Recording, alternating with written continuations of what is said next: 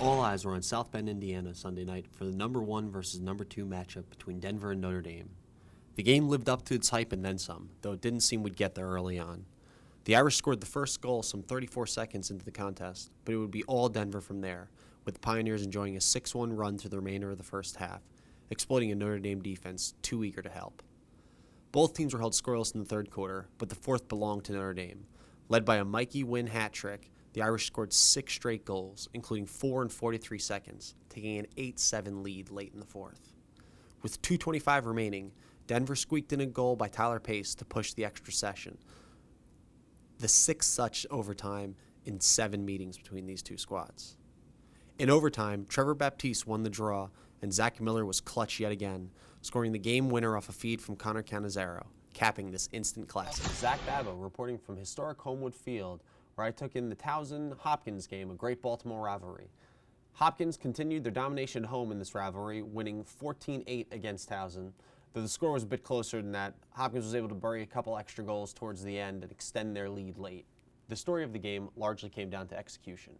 Hopkins was able to dodge hard and move the ball well to generate quality looks against Towson's very difficult defense, whereas Towson occasionally got mixed up on slides and on the offensive end, settled for bad looks, pressed, and didn't have a great day shooting.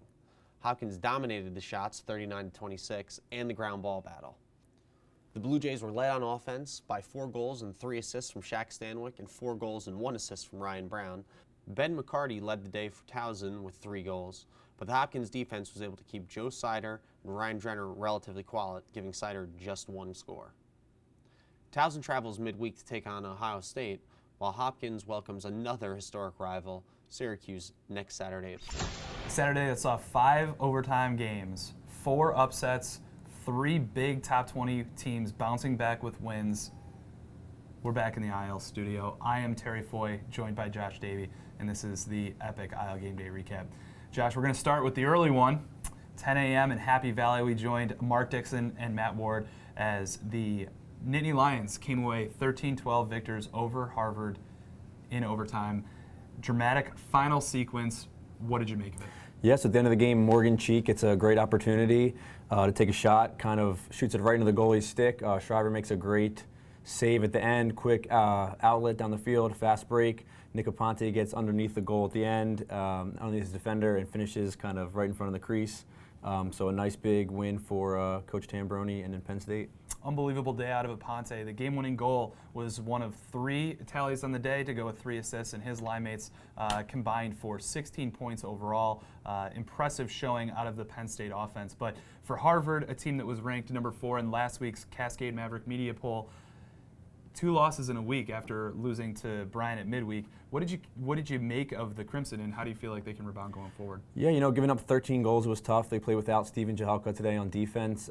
They really kind of need to figure it out. Jack Breed did play well for them in between the lines at LSM, but still a team we're still trying to figure out, with a lot of overtime games recently. Coach Wojcik still has a lot of work to do to figure out what the next step is for the Crimson. And certainly with all of the Ivy League schedule ahead of them, a lot of opportunities still remains for Harvard. Hey everybody, this is Jeff Shannon with Inside Lacrosse here at Ridley Athletic Complex. I just caught Duke's dominating 15-6 victory over Loyola. This was about as complete a victory as the Blue Devils could ask for. Miles Jones led the way with a game-high 5 goals and 3 assists. Justin Guterine and Jack Bruckner also chipped in with hat tricks apiece. And Deemer Class and Case Mathias both scored 2 goals each. Loyola's Pat Spencer was their best offensive hope, adding 2 goals, but otherwise this was a dominating Blue Devil victory. Key to the Duke's victory was their 19-for-24 performance at the X, led by Kyle Rowe. He also won the ground ball game 40-24 for the contest. Duke erases a 2-game skid. They move on to play Georgetown this next weekend. Loyola takes on Patriot League foe Navy. Again, this is Jeff Shannon with Inside Lacrosse. Welcome to the Philadelphia area. Here I'm Matt Kinnear, where Villanova just beat Penn 16-8 in the long-standing rivalry, which has historically been a close one. 6 of the last 8 games have been decided by 1 goal. But today it's all Villanova. Jake Ficcaro continues his hot start. The transfer from Princeton had 7 goals in this game. His younger brother Joey with 3 goals. Devin McNamara, John Clue, big offensive games for them. John Clue getting back into form after a series of injuries have kind of stalled his career, but he's really getting his step back and looking like the John Clue that we saw his freshman season. For Penn, they struggled with possessions. Luke Palmadesso for Villanova, just another fantastic face-off day, really put a stranglehold on Penn. Penn wasn't able to get into a rhythm in 6-on-6. They had success in EMO, scoring 3 goals there, and in transition with their defenseman Connor Keating, 1 goal and 2 assists. He has a point in every game this season. But in 6-on-6, they struggled, threw the ball away, weren't able to do much.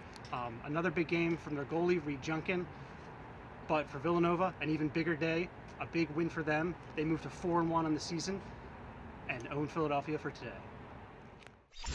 In a week that Harvard, Loyola, and Virginia lost to opponents ranked lower than them in the polls, UMass topped Carolina 14-9 in what was the biggest Division I upset of the weekend.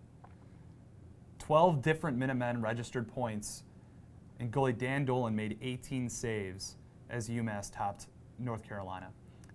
Carolina falls to 3-3 on the season and 0-2 versus Colonial Athletic Association teams.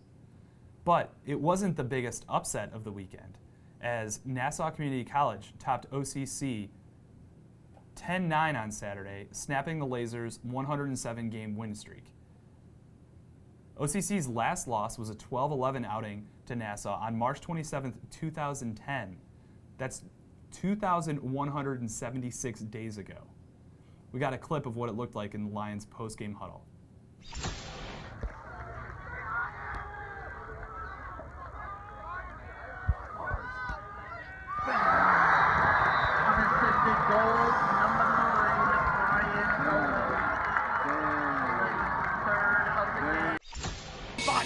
Thank God you've chosen to play lacrosse at Nassau Community College, and we coaches certainly thank God we had the opportunity to coach you since September. Eyeballs, from the bottom of all of our hearts, you know as well as I do. We love you. Let's get